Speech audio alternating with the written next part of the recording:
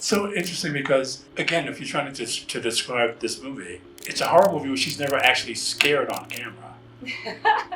Well, she's a bit scared with the hole. She's kind of charging through. And our response is that she's so vulnerable. So often we see that kind of character panicking in front of the camera or showing fear.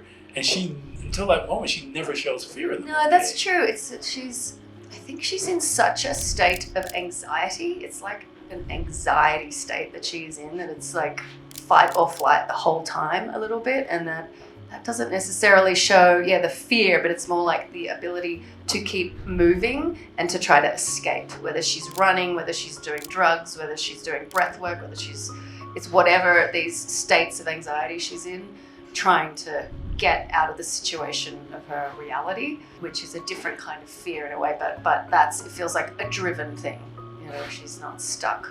But that to me connotes definitely your director's confidence in you as an actor, her confidence in the audience. That's not leading the audience by the hand in the way that horror movies, even the more sophisticated ones, generally do, and basically draw a circle around the protagonist and say she's in jeopardy.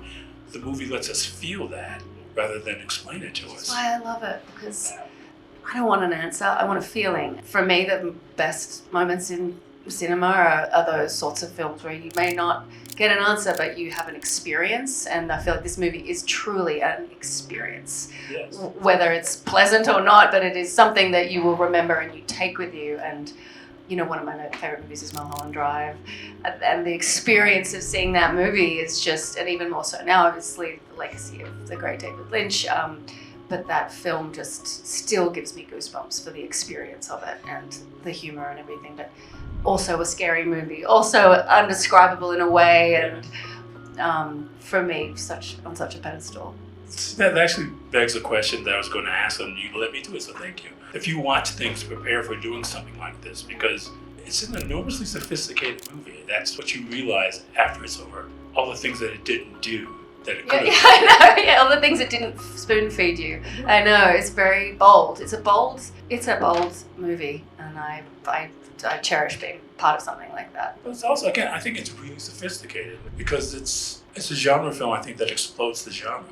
Yeah, I agree. No, I think Mary set out to, it's punk. The movie's kind of punk, a little bit like Mary is, and that's what I feel taking away from it. For me, I think that's kind of at the heart of the filmmaking in a way.